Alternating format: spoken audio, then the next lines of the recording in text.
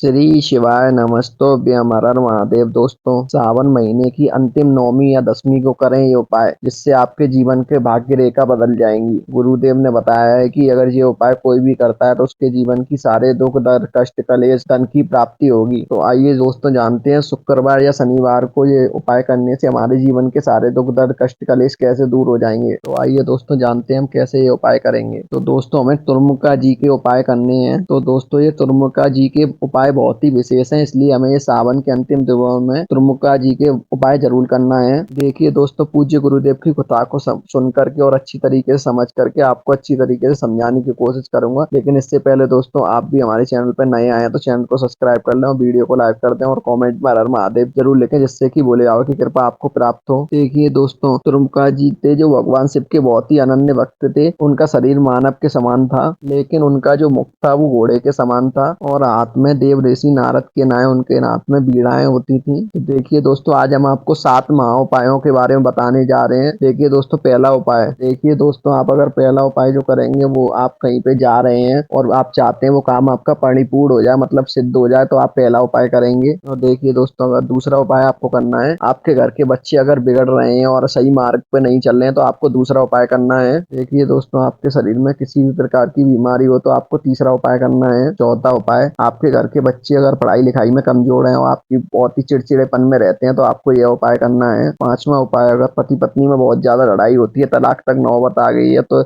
आपको यह उपाय करना है। दोस्तों, छठा उपाय, अगर आपको हार्ट संबंधित कोई भी बीमारी है, अगर आपके हृदय संबंधित कोई भी बीमारी है तो आपको ये छठा उपाय करना है। तो दोस्तों देखिए, सातवां जो उपाय है वो धन संपदा को बढ़ाने के लिए उपाय है, इसलिए वीडियो को अंत तक जरूर देखिएगा। तो आइए दोस्तों जानते हैं पहले उपाय, महा उपाय के बारे में। देखिए दोस्तों, आप किसी शुभ कार्य के लिए जा रहे हैं और आप चाहते हैं वो कार्य आपका होना ही चाहिए, चाहे वो नौकरी संबंधित कार्य हो या फिर आपका कोई भी महत्वपूर्ण कार्य हो, जहाँ आप मकान देखने जा रहे हो, चाहे आप विवाह की बात करने जा रहे हो और आप चाहते हो वो कार्य आपका सफल हो जाए। देखिए दोस्तों, इसके लिए आपको सबसे पहले एक तांबे का लोटा लेना है, उसके अंदर आपको शुद्ध जल डाल देना है, उसी के अंदर एक चुटकी पीला चंदन डाल देना है आपको, और आपको इस प्रकार से जल तैयार कर लेना है। और आपको इस जल को लेकर के पहुंच जाना है शिव जी के मंदिर में, और शिव जी के मंदिर में पहुंचने के बाद आपको शिवलिंग पर ये जल अर्पित कर देना है। त्रिमुका जी का नाम लेते हुए, त्रिमुका जी का नाम लेते हुए आपको ये जल स्पर्श कर देना है, भोले बाबा को अर्पित कर देना है। दोस्तों ध्यान रखें, आप जो भी कार्य करने जा रहे हैं उसको आप में सफलता मिले ऐसे कामना करते हुए आपको ये जल अर्पित करना है। और दोस्तों, ये जलाधारी से बहते हुए जल जो आपके नीचे की ओर आएगा तो आपको अपने सीधे हाथ में लेना है और अपनी आंखों से लगा लेना है। और दोस्तों, निश्चित रूप से आपके जो भी कार्य हैं वो परिपूर्ण जरूर होंगे। तो देखिए दोस्तों, अब बात करते हैं दूसरे महाउपाय के बारे में। आपके बच्चे बिगड़ रहे हैं और वो सही मार्ग पे नहीं चल रहे हैं तो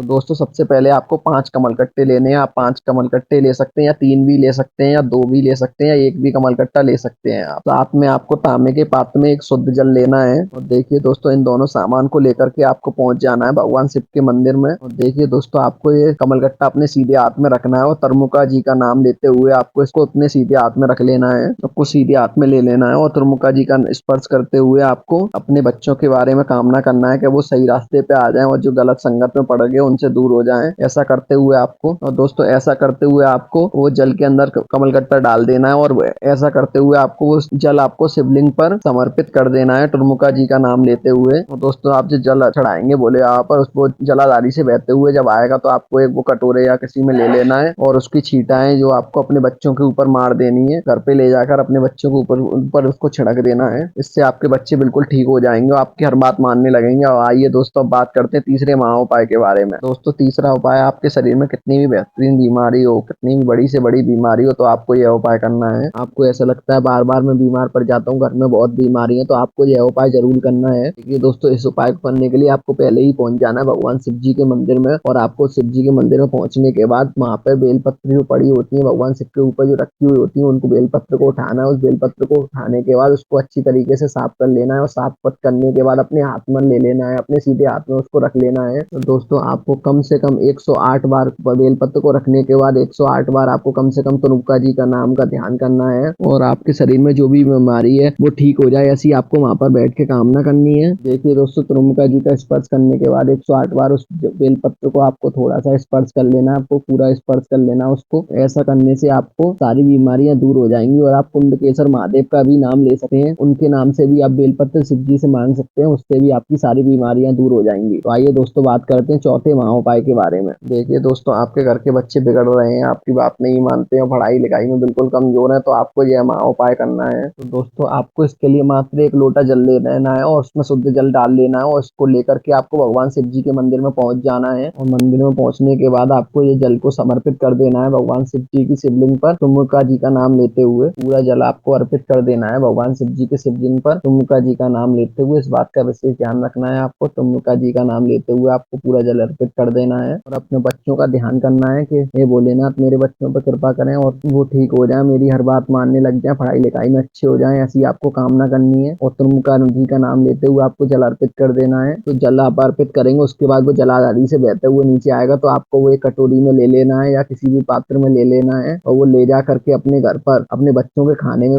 मिला देना है, नहीं तो उनको पानी में मिला के दे देना है। और दोस्तों आपको स्पर्श करा देना है और तुमुका जी का नाम लेते हुए उनको ये जल स्पर्श करा देना है आपको। उससे दोस्तों आपके बच्चों के मन में शांति होगी और आपके बच्चों का मन में पढ़ने में मन लगेगा और उनका उससे दिमाग तेज होगा। तो आइए दोस्तों बात करते हैं। तो दोस्तों बात करते हैं 5वें उपाय के बारे में। पति पत्नी में अधिक से अधिक कलेश हो रहा है, तलाक तक की नौबत आ गई है, तो आपको यह उपाय जरूर करना है। दोस्तों आप पति पत्नी में से एक व्यक्ति भी यह उपाय कर सकता है। आपको सबसे पहले एक नारियल लेना है, इसी के साथ में आपको कलावा लेना है और कलावा लेने के साथ आपको उस पर पूरे घर में घूम लेना है और अपने मन में बोलते जाना है कि हे भोलेनाथ मेरे घर से सारी दुख दर्द कष्ट कलेश दूर निकाल दो और ये लड़ाई झगड़े मेरे घर में कभी ना हो। ऐसा आपको स्पर्श करते हुए आपको पूरे घर में घूम लेना है और दोस्तों उसके बाद में आपको वो नारियल पर लपेट देना है और ऐसी स्पर्श कामना करनी है कि हे भोलेनाथ कि हमारे जीवन में या हमारे पति पत्नी में जो लड़ाइयाँ हो रही हैं उसकी बिल्कुल समाप्ति हो जाए और अच्छे तरीके से हम साथ में रहने लग जाए। ऐसी कामना करते हुए आपको उसके ऊपर वो कलावा लपेट देना है नारियल के ऊपर। तो दोस्तों ऐसा करते हुए आपको ये नारियल को ले जाके शिव जी के मंदिर में रख देना है, मतलब शिवालय में शिव जी भगवान को अर्पित कर देना है और तुमुका जी का नाम लेते हुए शिवलिंग पर अर्पित कर देना है। आपको ये नारियल आपको तुमुका जी का नाम लेते हुए अर्पित कर देना है और दोस्तों आप देखेंगे पति पत्नी की जो कलेश है वो दूर होने लग जाएगी और पति पत्नी एक साथ रहने लगेंगे और अच्छे मन प्रेम से साथ में रहने लगेंगे और वो अच्छे से साथ में रहने लगेंगे। तो आइए दोस्तों बात करते हैं 6ठे महाउपाय के बारे में। अगर आपके घर में किसी को हार्ट की प्रॉब्लम है, यहाँ तक कि आपके घर में उनको अटैक भी आ चुका है, और तो आपको ये महाउपाय जरूर करना है। देखिए दोस्तों इसके लिए आपको 2 लोटे जल लेना है और ये दोनों लोटे जल आपको अपने घर के मटके से ही लेना है और दोस्तों इन दोनों लोटों को लेकर के आपको पहुंच जाना है भगवान शिव जी के मंदिर में और पहुंचने के बाद उसमें से 1 लोटा आपको अशोक सुंदरी वाले स्थान पर जाकर अर्पित कर देना है और वो मन में स्पर्श करते जाना है कि हे भोलेनाथ हमारी जिनको भी प्रॉब्लम हो उनका नाम लेते हुए आपको तुमुका जी का नाम लेना है और बोलना है कि हे भोले बाबा हमारी हर मनोकामना पूर्ण हो और उनसे हार्ट से जुड़ी समस्या दूर हो जाए और वो अच्छी तरीके से रहने लग जाए। जो भी है आपके माता पिता जो भी हैं आप उनका नाम लेते हुए आपको भोलेनाथ से प्रार्थना कर देनी हो। अशोक सुंदरी वाले स्थान पर आपको ये पूरा लोटा जल का अर्पित कर देना है और दोस्तों दूसरा जो लोटा है आपको जो भगवान शिव जी के मंदिर में शिवलिंग के ऊपर अर्पित कर देना है और तुमुका जी का नाम लेते हुए आपको अर्पित कर देना है। इसे करने से आपके घर में जितने भी हार्ट की समस्या होगी वो उसकी सभी समस्या दूर हो जाती हैं। तो आइए दोस्तों बात करते हैं 7वें महाउपाय के बारे में।